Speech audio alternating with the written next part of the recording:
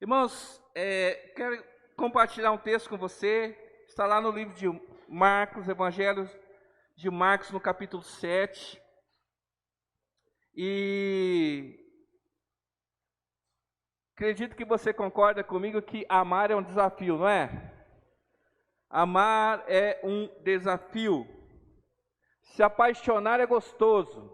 Agora, amar é desafiador. E nós somos filhos amados, amém? A dificuldade, o desafio que a gente tem em amar alguém ou alguma coisa, quando a gente tem interesse por alguma coisa, é que dificilmente a gente encontra algo ou alguém que seja perfeito, que se encaixe perfeitamente naquilo que a gente espera, que a gente deseja. E é complicado quando você encontra algo que você gosta demais, mas tem algo que te faz questionar se realmente vale a pena. Eu vou te dar um exemplo simples, não importante, mas para você entender isso. De repente você está procurando um carro para comprar. E aí você encontra o carro perfeito, tá bonito do jeito que você gostaria, só que ele tem algum defeito. Aí você fala, poxa vida, seria perfeito se tivesse tudo funcionando. Aí você tem que avaliar se você está disposto a adquirir esse carro, mas também vai ter que consertar o que está com defeito, vai ter um gasto a mais. Um exemplo. E às vezes a gente encontra uma pessoa e você olha, essa pessoa aqui é uma melhor pessoa, olha, eu estou disposto a passar o resto da minha vida com ela, só que você começa a descobrir que tem algumas coisas ali que te impedem de viver plenamente, de entregar seu coração totalmente para essa pessoa. Você pode ter uma amizade, que é uma pessoa muito boa, mas tem algumas coisas, comportamentos, atitudes que também te impedem de viver aquilo intensamente. E relacionamento e tudo na vida. Bom seria se nós pudéssemos, encontrássemos pessoas ou coisas que a gente se identifica, que a gente gosta e que fosse perfeitamente de acordo com aquilo que agrada o nosso coração. Mas a vida não funciona desse jeito, amém? E da mesma maneira, irmãos, funciona o nosso relacionamento com Deus. Ele nos ama, amém? Eu não tenho dúvida do amor de Deus por nós. Eu posso questionar o amor nosso ou de alguém em relação a Deus. Porque Deus já demonstrou, Ele já provou o seu amor por nós, dando o seu Filho, por amor a nós. Mas mesmo Ele demonstrando o seu amor, dizendo assim, eu amo vocês, talvez temos coisas que nos impedem de viver esse amor pleno com Deus. Então, eu quero falar desse desafio. Daquilo que traz empecilho para que a gente possa desfrutar de coisas perfeitas na presença do Senhor. Então, abra comigo Marcos capítulo 7, a partir do versículo 24. E às vezes a gente abre mão de avançar com alguma coisa, não porque a gente não gostou disso, mas porque é incompatível. Pode parecer, mas é incompatível, né? Você pode ter aparelho de celular aqui, que tem as mesmas funções, faz as mesmas coisas, mas se eu precisar carregar o meu celular de repente, e eu não tenho um carregador, eu emprestar o seu, pode ser que eu fique sem carregar, porque vai ser incompatível o meu carregador com o seu. Ou seja, eu posso usar por um momento, mas acabou a bateria, eu já não consigo usar mais, porque é incompatível. Então, tem coisas que são por um momento, por conta de incompatibilidade. Mas que o Senhor possa falar conosco nessa palavra. Eu quero usar esse texto, que falou muito comigo sobre isso, dessa mulher que chegou diante de Jesus com uma necessidade. Ela chegou desesperada. Marcos capítulo 7, versículo 24, começa assim. Jesus saiu daquele lugar e foi para os arredores de Tiro e de Sidom. A minha versão aqui, queridos, é a NVI, tá bom? Entrou numa casa e não queria que ninguém o soubesse. Contudo, não conseguiu manter em segredo. Dá uma pausa aqui, olha que interessante. Jesus querendo se esconder do povo. Jesus, ele sai, ele está com seus discípulos ali, ele entra em uma casa e diz ali que ele não queria ser identificado. Ele não queria que soubessem que ele estava naquele lugar. Mas isso é meio difícil de acontecer, querido. Porque nenhum lugar que Jesus habita vai passar desapercebido. Todo lugar que Jesus habita, Jesus ele vai se manifestar ali naquele lugar. Vai se tornar conhecido. Não é possível esconder a presença de Jesus na vida daquele que o tem habitando na vida dele. Amém? Muitas vezes a gente não consegue transparecer aquilo que a gente carrega. Irmãos, é difícil porque aquilo que a gente carrega é maior do que a gente. Amém? Se a gente olhar o exemplo da Arca da Aliança, que era uma caixa de madeira revestida de ouro, mas ali a presença de Deus, a glória de Deus se manifestava sobre ela, ou seja, a glória que se manifestava era maior do que a arca que deveria contê-la. A presença de Jesus na nossa vida é maior do que nós mesmos. Então é impossível alguém que diga que Jesus habita na vida dele, que a presença de Jesus não seja conhecida na vida daquele que ele habita. Então Jesus ele queria sossego, talvez ele queria passar desapercebido, mas a presença dele não passa desapercebida. E não se sinta mal se alguém olhar para você e perceber que há Deus na sua vida e isso possa te trazer algum dano. Sinta-se honrado, porque onde ele se manifesta, coisas acontecem. E onde Jesus está, onde ele habita, irmão, há riso de alívio. Quem já riu de alívio? Quem já chorou de alegria? Quem já viveu cura? Quem já viveu a manifestação do amor de Jesus? Então nós declaramos que Jesus habita em nós. Deixa ele fluir, deixa ele se manifestar, deixa ele ser conhecido através da minha e da sua vida, amém? Então diz que Jesus ali no versículo 24, ele queria passar desapercebido, mas não foi possível, e a gente vai entender por que não foi possível. Versículo 25, de fato, logo que ouviu falar dele, certa mulher, cuja filha estava com um espírito imundo, veio e lançou-se aos seus pés. A mulher era grega, Ciro-fenícia, de origem, e rogava a Jesus que expulsasse da sua filha o demônio. Ele lhe disse: deixe que primeiro os filhos comam até se fartar, pois não é correto tirar o pão dos filhos e lançá-lo aos cachorrinhos. Ela respondeu: sim, Senhor, mas até os cachorrinhos debaixo da mesa comem das migalhas das crianças. Então ele lhe disse: por causa dessa resposta, você pode ir. O demônio já saiu da sua filha. Ela foi para casa e encontrou sua filha deitada na cama, e o demônio já a deixara. Uau! Que poderoso isso. Nem era culto de libertação, irmãos. Nem era um culto especial. Nem era culto de domingo. Nem era seminário de cura e libertação.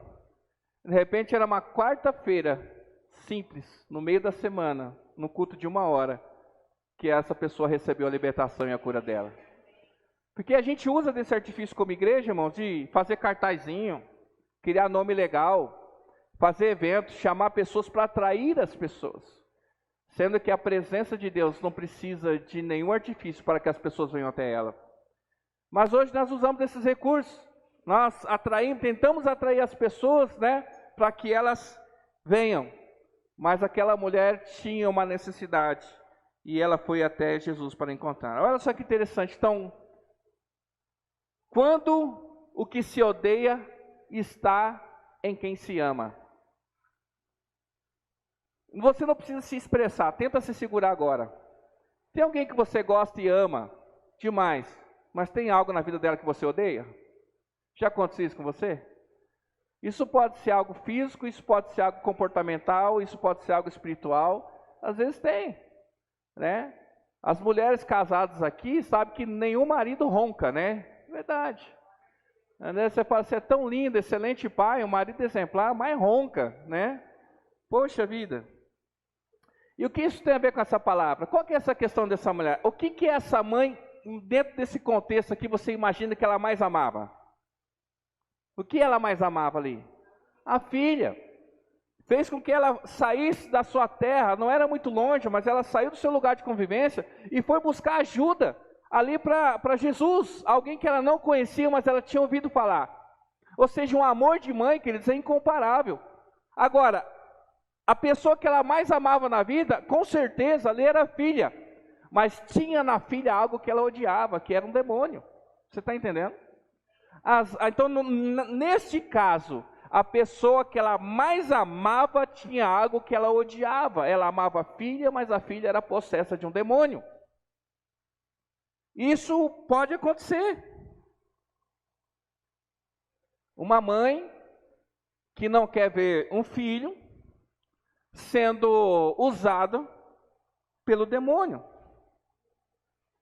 Quem que se alegraria com uma situação dessa? Com certeza não. E como eu disse para você, seria muito bom se a vida fosse assim. Eu me relacionasse só com aquilo que eu gosto e que amo, e eu lançasse fora aquilo que me irrita e que eu odeio. Não seria maravilhoso? Seria uma terra maravilhosa? Como seria bom me relacionar com pessoas que na sua totalidade eu amo tudo nelas, e eu deixasse de conviver com pessoas que na verdade eu não gosto delas. Mas impressionante, parece que na vida vem tudo junto. Coisas que eu amo e eu odeio na mesma pessoa. Talvez esse exemplo, pessoa que eu amo e admiro, mas parece estar endemoniada. Né? Pessoas que a gente convive, são agradáveis em algum momento, mas por outro lado tem coisas ali que é difícil de conviver com essas pessoas. E se você de alguma maneira se identifica em algum grau, um nível da sua vida, de ter que lidar com coisas nos outros, em você, que você também odeia, essa palavra também é para você. Agora, essa mãe, ela fez algo impressionante. Ela se esforçou, ela correu para resgatar, para ter a libertação da filha. E eu acredito que a gente só luta por aquilo que vale a pena na nossa vida. É ou não é?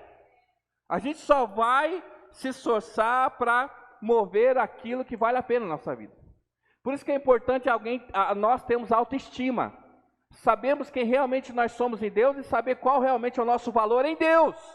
Porque muitas pessoas desistem da sua própria vida porque não sabem o valor que elas têm. Quando eu sei o valor que eu tenho, e como que eu posso mensurar o valor que eu tenho? Se eu considerar o valor que foi pago pela minha vida. Jesus morreu na cruz para me salvar. Ele pagou um alto preço. E eu sabendo e crendo que Jesus pagou um alto preço morrendo por mim na cruz, eu entendo que a minha vida tem valor. Então, se eu entendo que a minha vida tem valor, eu preciso lutar para permanecer de pé. Eu não posso desistir da minha vida. Porque se foi pago um alto preço, é porque de alguma maneira Deus ele quer me usar para que o nome dele seja glorificado. Então, muitas pessoas desistem de viver porque elas não sabem o valor que elas têm. Muitas pessoas se entregam ao pecado, se entregam à prostituição, se entregam a vícios porque elas não sabem exatamente o valor que elas têm. Porque se elas soubessem, elas se davam o devido valor. Então essa mãe sabia o valor que tinha sua filha. E por isso que ela pagou o preço de se expor, de passar por situações constrangedoras, a ponto de nós lemos o texto de elas irem. E lá em Mateus vai dizer que os discípulos falavam assim: manda essa mulher embora, que ela já está atrapalhando, já está trazendo um transtorno para nós. Mas era uma mãe que sabia o valor que tinha a sua filha. Amém? E eu posso também nisso pensar que pode ser que coisas na nossa vida, irmão, não fluem. É porque nós não demos o devido valor àquilo que realmente importa e nós estamos gastando energia naquilo que não vale a pena. Às vezes, que na nossa vida a gente pode estar gastando energia, força e tempo em coisas que não vale a pena e estamos negligenciando aquilo que realmente é importante. Por isso que as coisas não fluem. Na vida dessa mulher, ela alcançou vitória, vamos assim dizer, porque ela entendeu que a prioridade dela era a sua família, era a sua filha, e ela se expôs para resgatar a própria casa. E ela largou tudo todos os afazeres, toda a sua reputação, o seu orgulho de buscar ajuda em uma outra cultura, em um outro Deus, porque ela amava a sua filha. E às vezes a gente está gastando energia em coisa que não vai trazer retorno para nós. Talvez possa agradar nosso coração, talvez possa agradar a sociedade, possa agradar, a gente mostrar que a gente está bem, mas eu quero dizer para você, não negligencie a presença de Deus. Não negligencie a tua casa, não negligencie o seu chamado, não negligencie aquilo que Deus colocou na tua mão, mas tudo aquilo que foge disso, que coloca em segundo plano. E às vezes a gente está empenhando tempo, a gente está empenhando recurso, está empenhando esforço em coisas que estão afastando a gente de Deus, da nossa família, da vontade que o Senhor tem para nós. Precisamos refletir o que realmente é importante. E nada melhor do que uma crise, nada melhor, irmão, do que uma tragédia, para a gente começar a repensar a vida, que o Senhor nos livre de crises e tragédias, e que a gente não precise desse recurso para a gente olhar e realmente avaliar o que é importante na nossa vida. Porque diante de tragédias, irmão, nós estamos vivendo aí os últimos tempos, Nós não temos dúvida, nós falamos isso há muito tempo, Na verdade, é um bom tempo que a gente fala isso, desde quando Jesus ressuscitou, a gente está falando disso, que Ele vai voltar. Mas, querido, está tendo terremoto em lugar que nunca teve terremoto, está tendo tsunami em lugar que nunca teve tsunami, está tendo coisas extraordinárias acontecendo. Você fala, o que está acontecendo? Você está se cumprindo o quê? Agora imagina, irmão, num terremoto, que você que mora num apartamento, se tiver que escolher alguma coisa que você vai salvar o quê? Eu estava, na viagem de avião, eu estava viajando lá, vem as aeromoças e os aeromoços, e eles ficam lá falando, olha, saída de emergência aqui e tal. Aí pega a máscara, eu fico pensando, rapaz, o cara faz isso todo dia. E aí ele pega a máscara e fala assim, a instrução. Caso haja despressurização da cabine, na tranquilidade, Eu fico imaginando, eu tenho a mente que eu não consigo, eu fico imaginando. Aí eu fico imaginando se essa calma despressurou, cada um vai pegar a sua máscara lá, Primeira coisa que eu garanto, se realmente tem o que falou que tem debaixo do banco, que é a boinha, Eu fico pensando, mas que uma boia vai adiantar se cair o avião, Cai a máscara, você tem que colocar assim, e fala assim, se você estiver usando máscara, primeiro tira, Aí eu fico pensando se a pessoa vai lembrar de tirar a máscara, mas fala assim, antes de você ajudar qualquer pessoa, primeiro coloca a máscara em você. E aí eu falei, rapaz, mas esse é meu filho. Eu vou, lógico, ajudar. Aí eu falei assim, se está falando isso, tem algum motivo. Se despressurizar a cabine, a máscara para a gente respirar, fala assim, antes de você ajudar crianças, pessoas com alguma limitação, coloque a máscara em você mesmo. E eu fiquei intrigado na viagem, pensando, não está certo isso aí, rapaz? Mas na hora ali, mas eu estava pensando por quê? Porque se eu perder o ar e desmaiar, eu vou ajudar quem? Então, na hora, irmão, que a coisa está acontecendo, eu tenho que ter noção do que é prioridade na minha vida. E se eu não conseguir estar de pé, tampouco eu vou conseguir resgatar minha casa, minha família. E às vezes a gente morre tentando salvar os outros porque a gente deu a prioridade errada. Você está entendendo? Então, precisamos repensar na nossa vida o que é mais importante. E fazer uma avaliação se tudo que a gente está fazendo colabora para aquilo que é importante ou se a gente está se auto-boicotando. Às vezes os maiores inimigos do nosso sucesso somos nós mesmos. Às vezes os maiores inimigos do nosso ministério somos nós mesmos. Às vezes o nosso maior inimigo da nossa casa somos nós mesmos, porque nós não priorizamos aquilo que deveria ser prioridade. Amém? Está parecendo reunião coach, mas não é não. Vamos lá. E essa mulher, ela ficou desesperada. Porque a gente vê na atitude dela o desespero. E o desespero, irmão, ele nos abre caminhos. Essa mulher, diante de uma situação, não dá para a gente ficar dizendo o que é, como que era. Mas eu começo a entender o seguinte, então fala qual que era a idade dessa menina. Não sei se ela ficava endemoniada todo o tempo. Mas o que eu sei é que a mãe deixou a menina e veio interceder por ela. Eu não sei se essa menina não queria, ou se essa menina não tinha condições de buscar por si, mas a mãe foi buscar por ela. Mas eu não sei também quanto tempo que essa mãe sofria com essa situação. Mas no desespero, muitas coisas podem acontecer.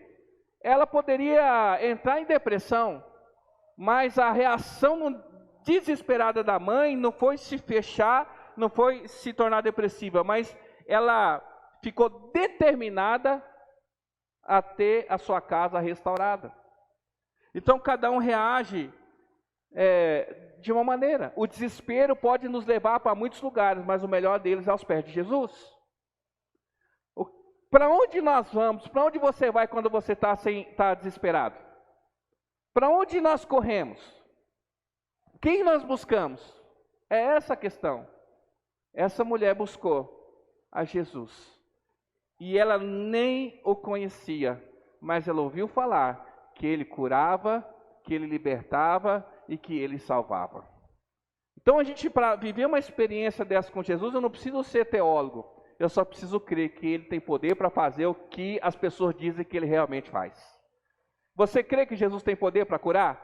Você crê que Jesus tem poder para restaurar, para mudar a vida?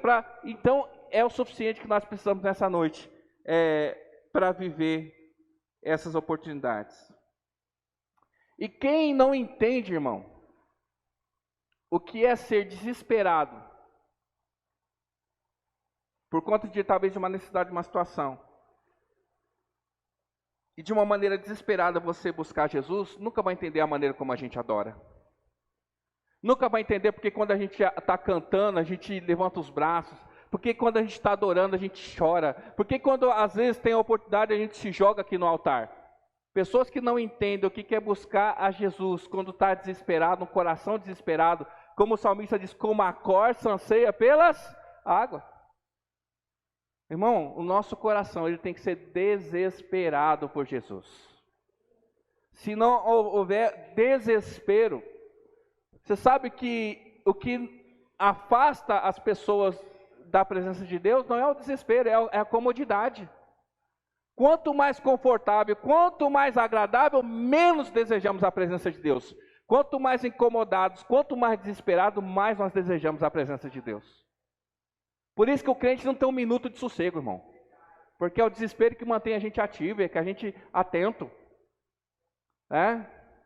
Porque os motoristas, muitos caminhoneiros, eles tomam alguns estimulantes, tomam energético, tomam um tal do arrebite, tomam um negócio lá para ficar acordado.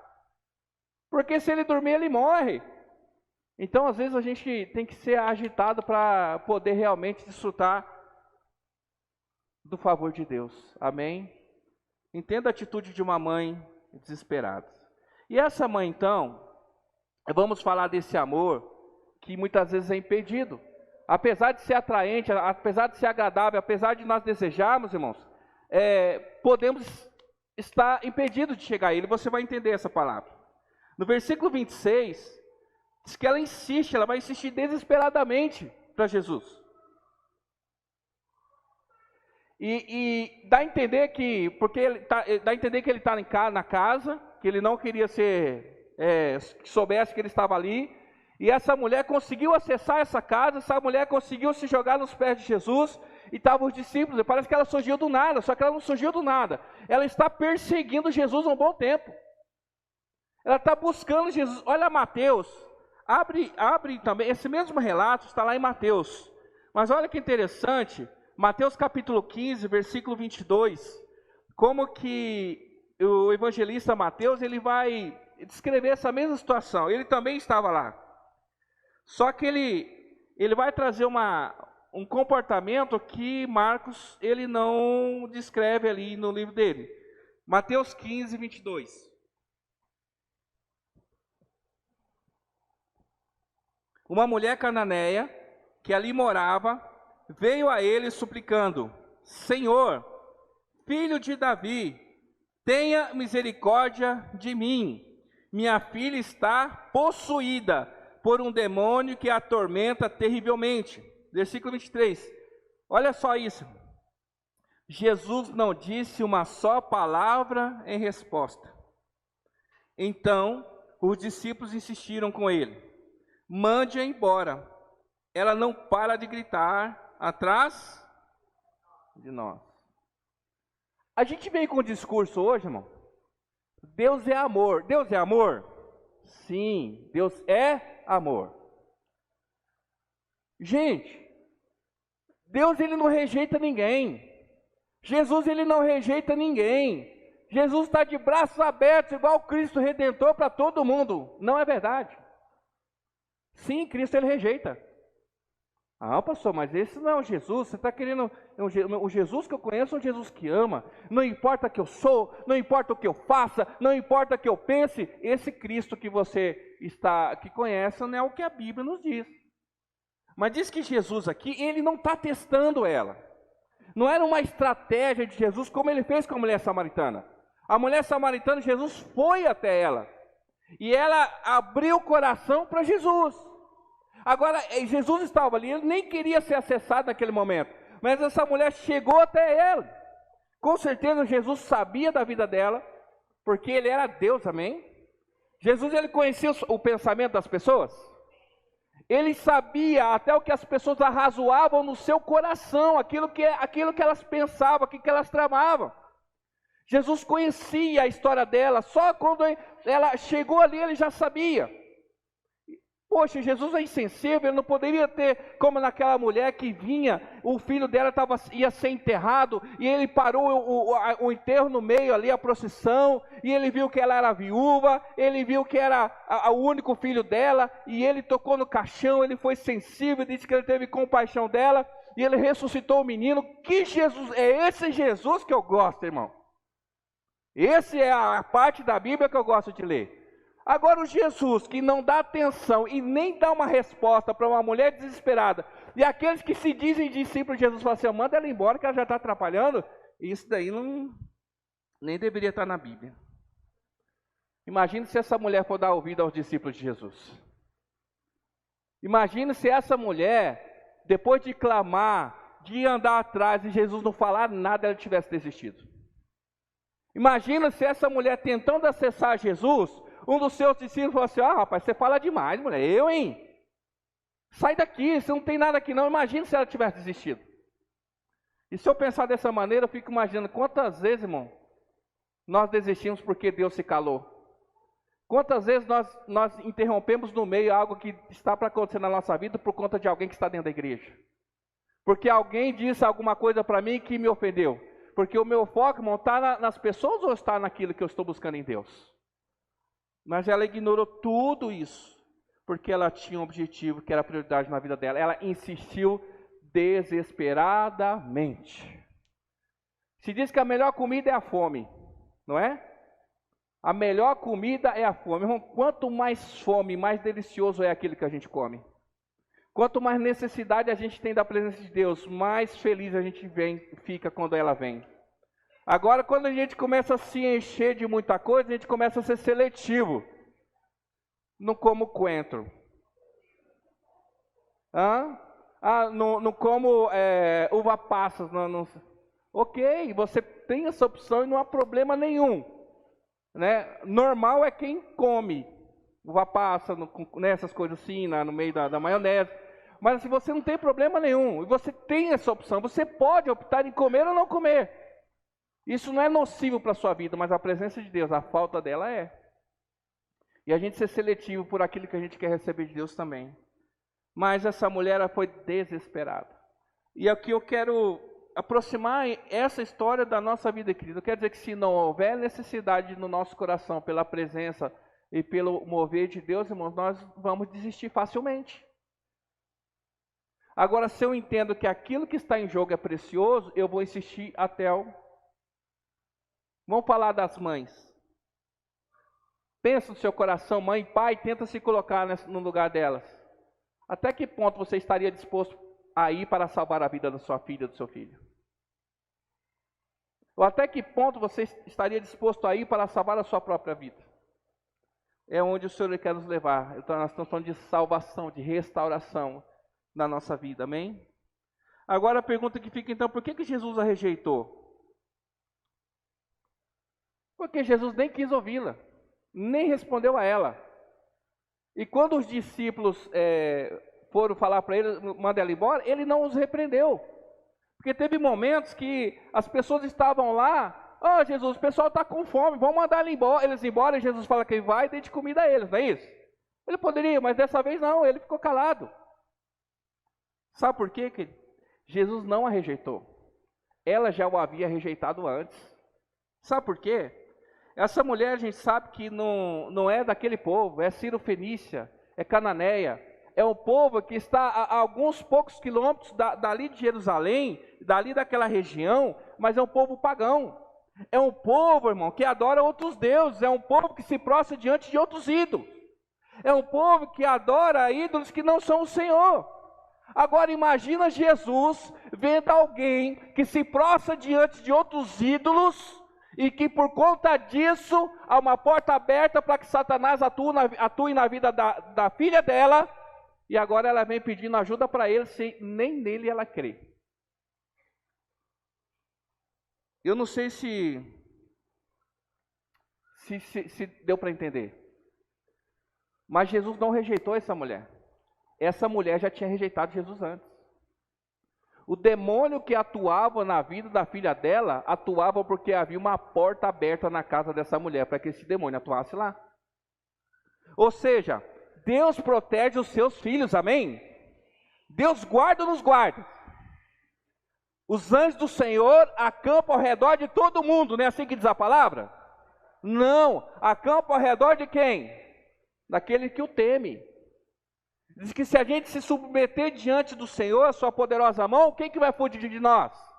Satanás. Então ter o coração em Deus, pertencer a Ele, nos garante proteção, sim Senhor. Agora, quando nós abandonamos essa direção e nós passamos a servir outra coisa que não seja o Senhor, nós estamos abrindo porta na nossa vida, na nossa alma, na nossa casa, para que o inimigo ele possa fazer o que ele quiser. É como se Jesus estivesse dizendo assim: você procurou e você atraiu o que está acontecendo na sua vida, agora você vem pedir para que eu tire aquilo que você colocou dentro da sua casa? E você nem crê em mim? Esse é o diálogo que eles vão ter.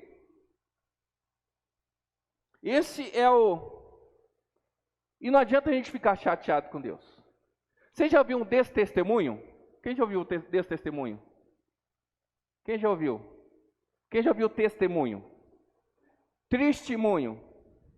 E desse testemunho, eu vou te dar o primeiro desse testemunho aqui. Domingo passado, eu contei um testemunho aqui. Lembra da conta do celular? Não sei se você vai lembrar. Que eu viajei para o Peru, fiquei usando a internet e não paguei nada? Pois a conta veio. Pois a conta veio. A minha esposa nem sabe ainda. Então, pastor, você vai tirar a glória de Deus? Não. A Deus toda a glória. Porque Ele não é responsável por escolhas que eu faço sem consultá-lo. Deus não é responsável por decisões que eu tomo pela minha própria vontade. Fiquei triste, lógico, vou ter que pagar aí R$200 a mais, eu não esperava. Mas, querido, Deus não deixou de ser Deus. E nem reclamei por Ele. E nem sinto vergonha de dizer para você que eu dei um testemunho que não era um testemunho. Mas é a consequência de uma escolha que eu fiz. E eu tenho que arcar com ela, não vou reclamar para ninguém. Amém, irmãos? Então, o que eu quero dizer aqui para você é o seguinte. Às vezes, aquilo que eu odeio na minha vida, posso eu mesmo ser o culpado daquilo ter entrado lá. Então, penso eu que talvez por isso, Jesus ele não deu muita atenção. Porque conhecendo o coração dela, talvez ele sabia que o que ela queria era a libertação da filha, mas que ela não tinha noção de quem realmente ele era. Porque eu vou falar para você, a prioridade de Jesus são os filhos dele, não os cães. Não é isso que ele diz? Ele fala, Jesus vai falar aqui, vamos lá. Versículo 27 de Marcos, tá? Marcos 7, 27. Ele lhe disse, quem? Jesus, deixe que primeiro os filhos comam até se fartar, pois não é correto tirar o pão dos filhos e lançá-lo aos cachorrinhos. E Jesus está falando, chamando de os judeus de filhos e aqueles que são gentios de cachorrinhos. Quando a gente fala cachorrinho, a gente pensa numa coisa fofa, no pet. Só que a linguagem de Jesus aqui, cachorrinho, seria aqueles que são imundos, sujos, né? Aqueles que não fazem parte, não são escolhidos. E apesar de Deus ter amado o mundo, como diz João 3,16, mas o mundo, irmão, humanidade. Deus, ele amou o mundo, mas ele entregou o seu filho para nos tirar do mundo, amém? Ele amou o mundo, humanidade, deu o seu filho por esse amor, para nos tirar do mundo o pecado. Então nós não dá para conceber a ideia de que eu posso ser filho de Deus, permanecer no mundo, viver uma vida de pecado. Não que nós não vamos pecar, mas viver uma vida de pecado é diferente de vez em quando pecar. E ele rejeita aqueles que o rejeitam primeiro. Agora, o que é importante é que ela se joga nos pés de Jesus. Nós vamos ver o texto que ela vai se lançar. Mas ela se lança como uma cachorrinha e ela se levanta como uma filha. Por que eu sei disso? Olha lá Mateus 15, 26 e 27, para você entender. É o mesmo texto, Mateus 15, 26 e 27. Jesus respondeu: não é certo tirar comida das crianças e jogá-lo aos cachorros. Olha só o que ela responde: Senhor, é verdade, disse a mulher. No entanto, até os cachorros comem as migalhas que caem da mesa de seus. Isso é importante. E Jesus está falando que a prioridade dele é a quê? Filhos, amém? Quem é filho de Deus aqui? Amém. Ela fala, você tem razão. Mas olha que interessante a resposta dela. No entanto, até os cachorros comem as migalhas que caem da mesa dos seus donos. Ela não se enxerga como filha, mas ela admite naquele momento que Jesus é dono da vida dela. Entenda que esse é o processo da maioria de nós. Nós não temos dificuldade de assimilar a ideia que Deus é Senhor, mas nós temos uma dificuldade tremenda de assimilar que Ele é Pai. Nós não temos dificuldade de aclamar ao Deus que é Senhor, porque todos nós, desde a nossa criação, estamos acostumados a lidar com a autoridade, quem domina sobre nós. Mas a gente tem dificuldade de entender Deus como Pai, porque a maioria de nós teve dificuldade de assimilar a paternidade na sua vida. Nós estamos cansados de falar isso, é ou não é verdade? Mas entenda que, porque eu digo que ela chegou, se prostrou como uma cachorrinha e ela se levantou como uma filha. Porque no processo, irmão, ela ouviu falar de Jesus. Eu imagino dessa maneira, ela ouviu falar de Jesus, ela não o conhecia. Quando ela chegou diante dele, quando ela visualizou, Mateus vai dizer que ela falou assim: filho de Davi, tem misericórdia de mim. Ela já reconheceu quem ele era. E aí ela se lança nos pés. Jesus fala assim: você não tem parte comigo, eu só tenho parte com o filho. Mas ela fala assim: mas você é meu dono a partir de agora. Parece simples, irmão. Mas eu falo para você, o que é mais fácil, ser filho ou ser escravo?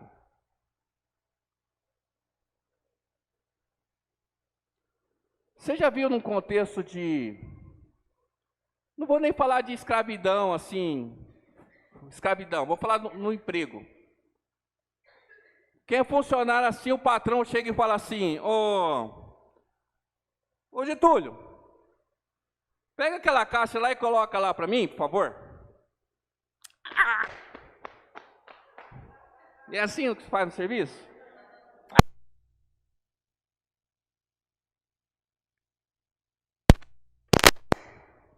Foi mal. Acontece no serviço, quem é patrão? Acontece isso quando você dá uma instrução para o seu funcionário, e ele responde dessa maneira? Ah, já eu vou. Ou é assim, ah, mas só tem eu aqui? Ah, o outro lá não faz nada. O que é melhor, ser filho ou ser escravo? Porque quanto maior a intimidade, mais folgado a gente fica, não é verdade? Então essa mulher, irmão, antes de receber o carinho, de entender o amor de um pai, de Deus Pai, ela se submete à servidão de Deus. E essa parte da servidão é que a maioria de nós, a gente esquece. A gente se comporta como filho preferido e queridinho de Deus, porque quando você sai da sua casa e volta no horário diferente, mais tarde do que seu pai esperava, sua mãe esperava, você vai encontrar sua mãe acordada, desesperada, já te ligou 15 vezes e não sabia onde você estava, não é? Deus não é assim. Se você sair de casa e voltar além do horário, quando você voltar, a porta pode estar fechada e você não consegue mais entrar. Então eu digo, meu conselho é: não saia da casa do pai, permaneça. Essa mulher nem sabia o que era se relacionar com Deus que tinha essa característica paterna. Porque todos os deuses cirofenícios, irmãos, eram deuses que nós até falamos aqui recentemente. Eram deuses que para receber favor desse Deus tinha que sacrificar, tinha que apresentar ofertas. E alguns deles requeriam os próprios filhos como sacrifício. Às vezes alguns deles requeriam o próprio corpo para se prostituir. É que esses deuses, senhores deles, esses Baals, exigiam daqueles que o serviam. E para ela chegar diante de Jesus e reconhecer Ele como um Deus e submeter a servidão a Ele para receber o que ela queria, não tinha problema. Não tem a ver com amor, tem a ver com desespero. Agora, não muito diferente da nossa realidade, às vezes a gente vai comparar o cristianismo com outras religiões. Tem religiões, irmãos, que as pessoas vão na madrugada. Tem religiões, querido, que os seus deuses pedem sacrifícios, pedem para que as pessoas se prostituem, pedem para que as pessoas deem dinheiro. Alguns pedem para que mulheres raspem a cabeça, porque são senhores. Agora, quando Deus diz: eu sou seu pai, vocês são meus filhos, eu não quero saber quanto custa a energia, eu vou tomar banho e ficar 3 horas tomando banho aqui. Meu pai paga. Não tem problema não, meu pai faz. É assim que Deus se manifesta na nossa vida? Não, você está confundindo. Deus, Ele é Senhor. Deus, Ele é Pai, sim. Ele rejeita, sim. Mas Ele fala para aquela mulher: não, você não é minha filha. Mas ela diz: pelo menos seja meu dono. Não tem a ver com amor, querido. Às vezes a gente não vem por amor, a gente vem por necessidade. Deus não precisa de mim, não precisa de você. Deus não precisa de mais um filho, Deus não precisa de mais um servo. Eu preciso de um Senhor, eu preciso de um pai. Quem precisava era ela. Sabe, irmão, tem que haver necessidade, sede do nosso coração. Mesmo que você não consegue ver o amor de Deus, assimilar o amor de Deus na sua vida, entenda que Ele é Senhor da sua vida. Mesmo que você não está vivendo os dias melhores da sua vida, você não consegue sentir o abraço de Deus, você não consegue ver ainda o favor de Deus, reconheça que Ele é Senhor. Nós já nos submetemos, irmãos, à servidão muito pior, e a gente está rejeitando aquilo que Deus quer e pode fazer na nossa vida, amém? E aquela mulher, ela entendeu isso. Eu acredito sim, que a partir dali, isso impressionou a fé de Jesus. Isso impressionou Jesus, que ele fala, ele ficou impressionado com a fé daquela mulher. Ela estava disposta a fazer tudo para receber o que ela foi buscar naquele lugar. Ela estava disposta a mudar de religião, a mudar o Senhor da vida dela. Ela não estava buscando um pai. Ela reconhece Jesus como filho de Davi. Ele reconhece Jesus como autoridade, como rei. Ele não chega lá, Jesus, paizinho, aba, não. Até esse entendimento os discípulos vão ter depois. É depois que eles vão ter esse entendimento de paternidade de Deus. Mas o desespero dela levou elas a reconhecer Ele como Senhor. Nós precisamos sair daqui, irmão, com a convicção de que Ele é Senhor da nossa vida, amém? Agora, quem é Senhor faz da nossa vida o que Ele quiser. Sim ou não? E para encerrar esse pensamento, esse entendimento, eu quero só trazer assim, 3 pontos de vista diferentes para nós. Quando se odeia o que está em quem se ama. E eu vou falar isso em relacionamentos. Eu e os outros.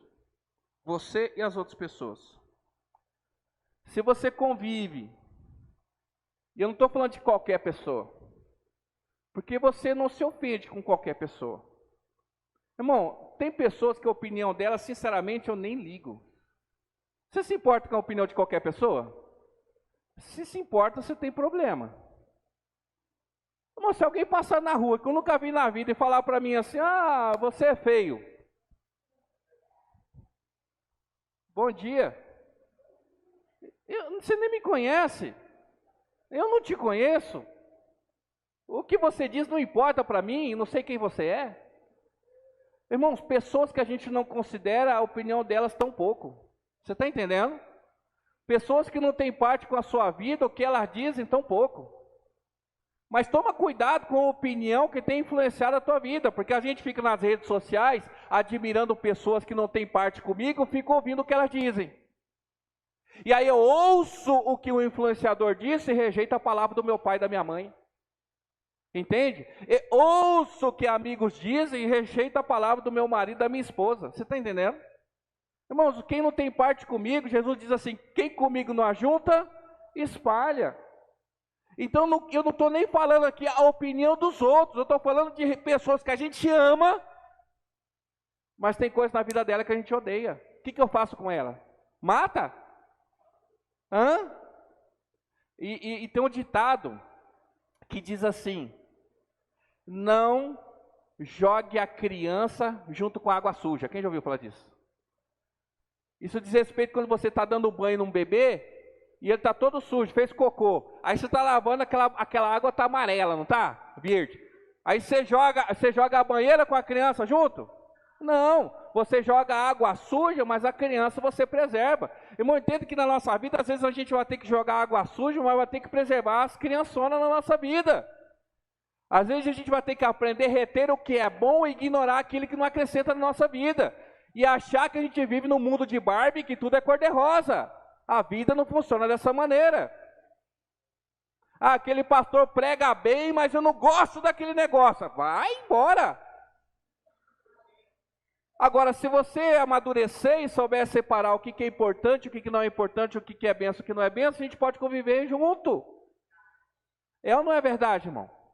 Muitos casamentos terminam porque as pessoas não têm maturidade para assimilar a convivência de pessoas que você ama e tem na vida delas coisas que a gente odeia.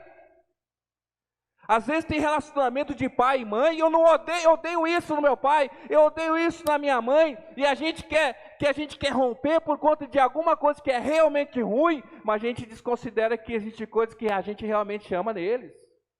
Bem-vindos à vida real. O que eu faço? Se lança nos pés de Jesus. Aquela menina não estava lá, mas tinha uma mãe que estava clamando por ela. Tinha uma mãe que estava intercedendo por ela. Se a mãe não conseguiu resolver, se a criança não conseguia resolver, os vizinhos não conseguiam resolver, se os deuses deles não conseguiam resolver, Jesus, ele tinha a solução. Então, às vezes a gente quer romper com quem a gente ama, porque tem coisas que a gente odeia na vida delas, mas eu quero dizer, o que eu faço? Insista como essa mulher insistiu na presença de Jesus. E sabe qual que é a boa notícia? Quando ela voltou para casa, o diabo não estava mais lá. Diz a palavra que quando ela chegou em casa, o demônio não estava mais lá. Aí muitas pessoas falam assim, eu não vou para a igreja porque você não sabe como é que está a minha casa. Por que você não vem? Quem sabe quando você voltar já não está mais daquele jeito? Mas eu já fui umas 2 vezes, mas insiste até você chegar lá. Quantas vezes essa mulher ficou, gritou, clamou, disse, rapaz, de novo aqui? Até que o milagre aconteceu. Então, no que diz respeito aos outros, tem pessoas que você sim deve ignorar e deve afastar da sua vida, porque elas são insignificantes para aquilo que Deus tem para fazer na sua vida. Tem pessoas que são insignificantes para os projetos que Deus tem na nossa vida. Às vezes o problema nosso, irmão, é que tem gente demais na nossa vida. A gente tem que saber selecionar realmente o que é bom e o que é ruim. Eu repito, né? E se diz bastante aí, né? Um dos milagres de Jesus é ele ter, com 30 anos, ele ter 12 amigos, né? E é difícil. Não estou falando para você ser uma pessoa ignorante, isolada. Agora o pastor fala, agora pastor, foi o senhor que me disse, né? Não. Eu estou falando, não estou falando de relacionamento, de convivência, estou falando de trazer para a tua vida, amém? Então, eu e os outros. Agora tem uma outra coisa. Eu e eu mesmo. Quando tem os outros, às vezes a pessoa vai se divorciar, às vezes a pessoa sai de casa, às vezes a pessoa ignora. Estou falando de pessoas importantes na nossa vida. Estou dizendo que é o que deve ser feito, mas elas fazem isso para não ter mais esse problema. E eu estou dizendo que você tem que persistir até que o problema seja resolvido, amém? Mas quando o problema é eu mesmo? Que tem uma pessoa que eu amo, irmão, que sou eu. Mas se mesmo eu que eu amo, rapaz, tem uns negócios que eu odeio. Já aconteceu isso com você? Tem dia que você está assim, rapaz, como eu sou bom. Não tem? Aquele dia que você acorda e você fala assim, ou chega no final do dia assim, olha, se eu tivesse que nascer, eu nascia eu mesmo de novo. Porque olha, agora tem dia que você tem uma raiva de você, não tem? Como eu sou burro, como misericórdia, Senhor. Volta logo, porque como eu sou terrível. Tem um cara que falava assim, olha lá, Romanos 7, 21. Romanos 7, 21. Irmão, quando a gente ama alguém, que tem coisa que a gente odeia nessa pessoa. Então olha para dentro de você. E você vai encontrar coisas na sua vida que você ama, e coisas na sua vida que você odeia. O que você faz? Romanos 7, 21. Assim, descobri essa lei em minha vida. Quando quero fazer o que é certo, percebo que o mal está presente em mim. Amo a lei de Deus de todo o coração. Contudo, há outra lei dentro de mim, que está em guerra contra a minha mente e me torna escravo do pecado que permanece dentro de... Não parece você mesmo falando para você mesmo? Não é? Eu falo assim, rapaz, eu que devia ter escrito isso aqui. Aí no versículo 24 ele fala assim, como sou miserável. E ele diz assim, quem me libertará deste corpo mortal dominado pelo pecado? Rapaz, sabe quem está falando isso aqui? Não é Judas o traidor, não é o faraó do Egito, não é os filhos do sacerdote, como é que é o nome deles lá? Não é Jezabel, não é o diabo. Quem está falando isso aqui é o apóstolo, o Paulo. Irmão, a maior referência de apóstolo que a gente tem na palavra de Deus. A maioria, né, tirando Moisés, do que a gente recebe da palavra, vem da boca desse homem, daquilo que ele escreveu, inspirado pelo Espírito Santo. Mas é ele que está assumindo isso, é ele que está reconhecendo, ele que está confessando, e para a igreja dizendo isso, sou miserável. E quem me libertará desse corpo mortal dominado pelo pecado? Ele não está falando de um filho que está endemoniado, ele não está falando de terceiro, ele está falando dele mesmo, que é escravo do pecado. Difícil, né? Mas olha a maturidade dele, versículo 25. Graças a Deus. A resposta está onde? Eita glória. Se você não abriu, abre lá, Romanos 7, versículo 25. Sabe você que fica se condenando aí, porque, eu não consigo, eu não faço, eu também, é a mesma história, irmão. Eu chego à conclusão que tem dia que eu estou me sentindo o máximo, mas tem dia que eu olho assim, rapaz, como eu sou miserável. Como é que eu resolvo? Como que a mulher Sirofenícia resolveu a questão dela? Para onde que ela correu? Para Jesus. Ela se lançou nos pés dela, se jogou lá, ela se chegou com o cachorrinho e saiu como filho. Agora, como é que Paulo entendeu que a questão dele é resolvida? Graças a Deus, a resposta está em Jesus Cristo, nosso Senhor. Ele vai falar assim, Deus não é meu papaizinho. Não, Senhor, na mente, quero de fato oferecer a lei de Deus, mas por causa da minha natureza humana, sou escravo do pecado. Ele fala que a única coisa que pode, ele diz que a resposta, ele fala que a resposta está em Jesus Cristo, e ele vai falar Jesus Cristo o quê? Nosso Senhor. Querido, a única forma de você lidar com esse pecado na sua vida é você fazer com que esse pecado deixe de ser Senhor sobre você e Jesus Cristo seja Senhor sobre ele.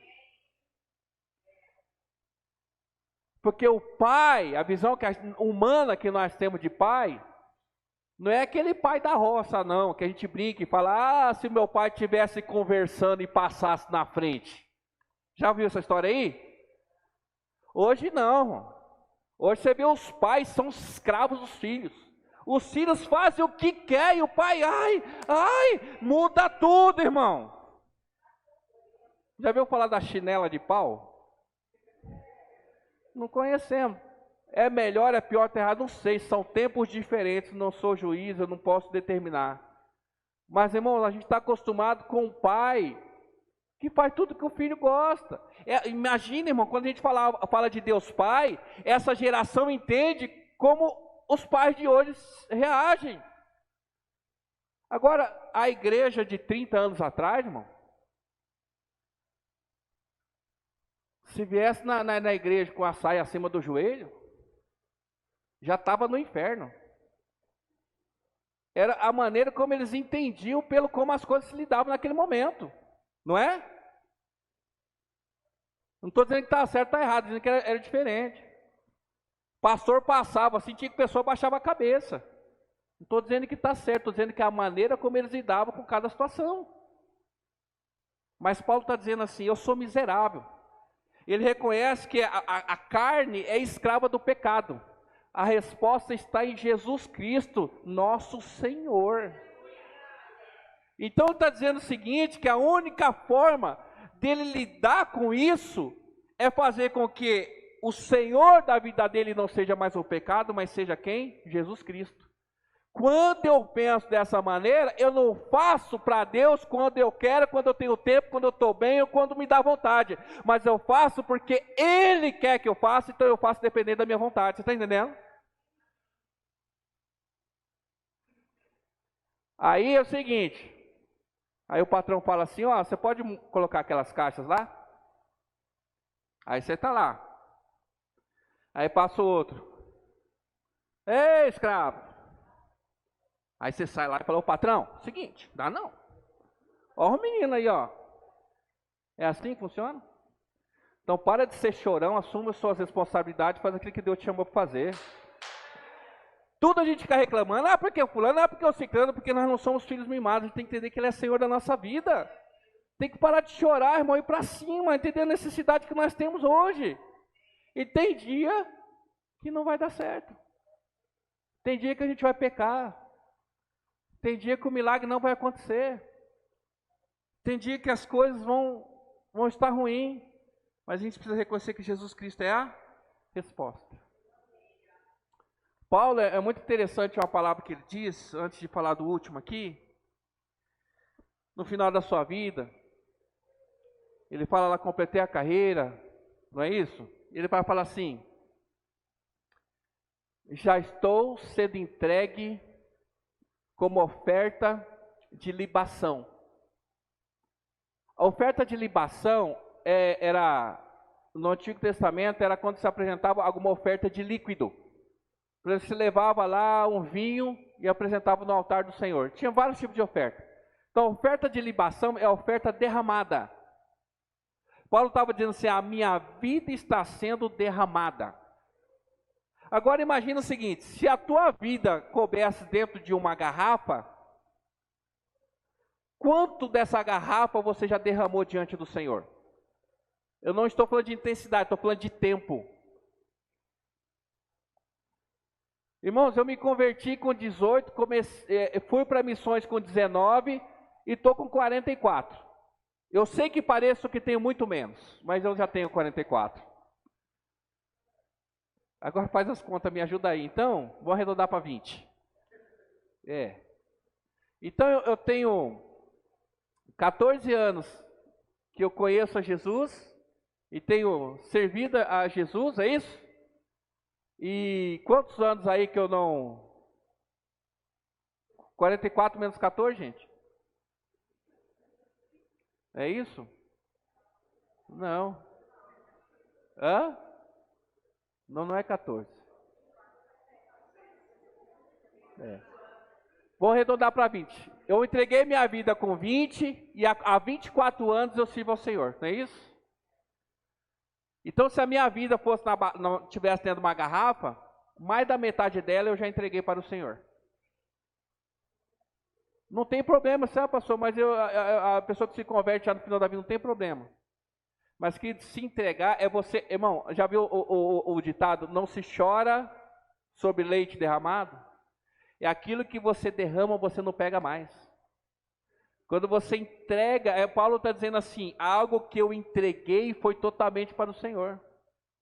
Eu tenho plena consciência que a minha juventude, irmão, foi derramada como oferta ao Senhor. Eu tenho consciência, irmão, que eu poderia ter comido um monte de coisa que eu não comi, eu poderia ter ido para um monte de lugar que eu nunca fui, poderia ter me relacionado com um monte de pessoas que eu não me relacionei, e eu tenho noção disso.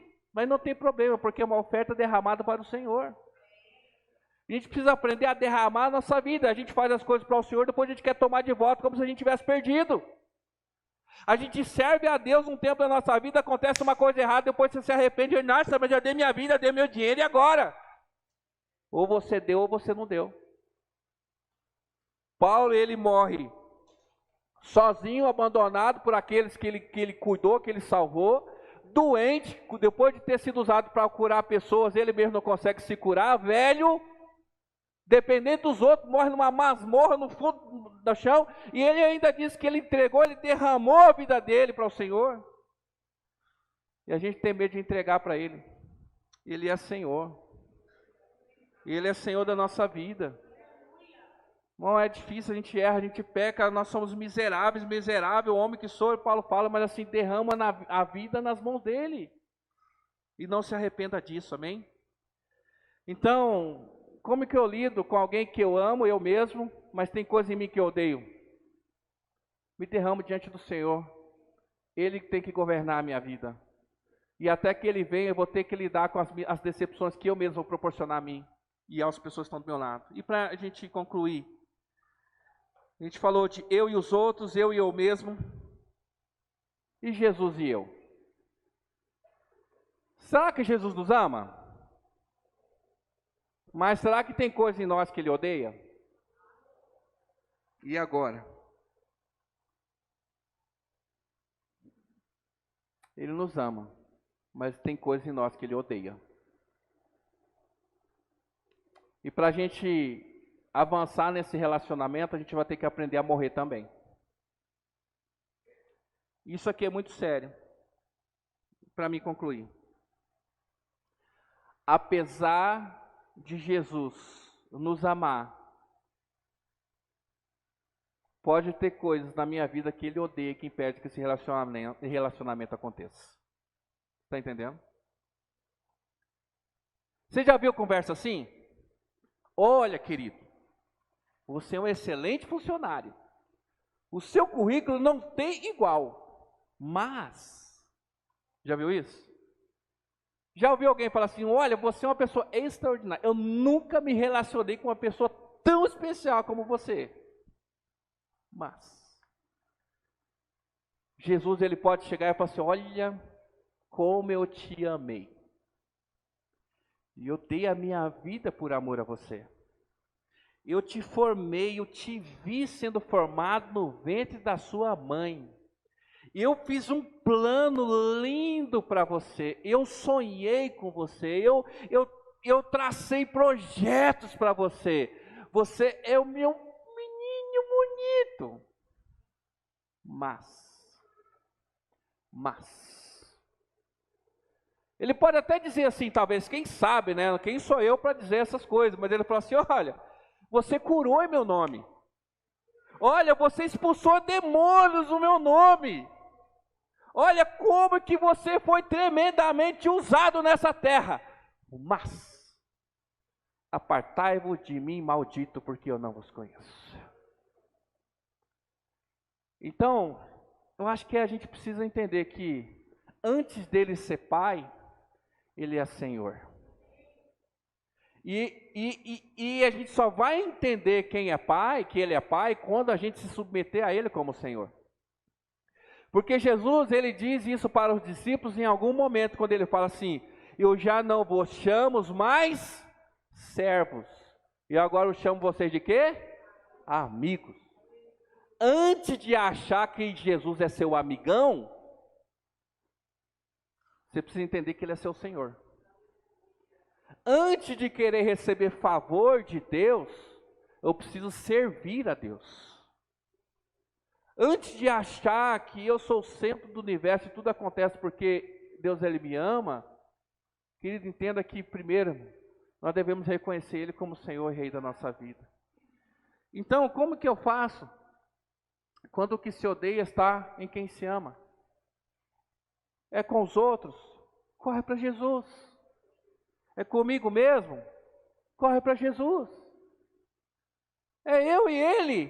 Corre para Ele. Aquela mulher não sabia, acredito eu, ou se sabia não acreditava no Deus Jeová, mas por conta de uma necessidade ela chegou até Jesus, porque Ele curava. E ela, sabendo que ela era rejeitada por aquela cultura, porque ela era gentia, ela não era judia, mas ela estava disposta a se submeter como escrava para viver o favor de Deus. E eu quero não diminuir a maneira como Deus ele se manifesta na minha ou na sua vida, mas eu quero dizer, se a gente não consegue desfrutar da paternidade, que no mínimo você se coloque diante dele e reconheça ele como Senhor. E às vezes, irmãos, a gente julga. Agora nessa era da church, das igrejas pretas, né? A gente estava cantando aqui o primeiro louvor. Não é uma crítica, mas você, eu estava pensando você, né? Que intimidade que nós tem, né? De chamar Deus de você. Podemos fazer isso? Claro, podemos fazer. Mas Ele é Senhor. Ele é autoridade. Ele é o Deus de toda a terra.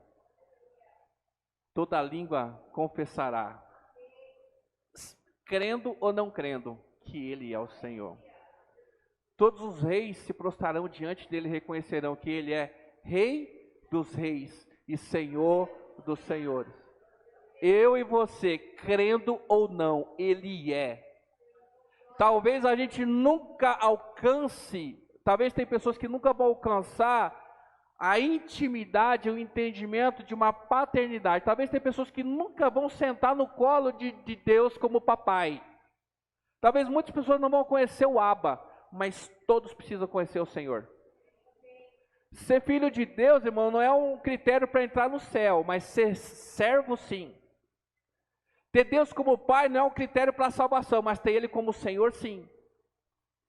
Ter Deus como pai é um nível de intimidade, um favor, um cuidado que Ele tem conosco. Agora, Senhor da nossa vida é uma necessidade que nós temos.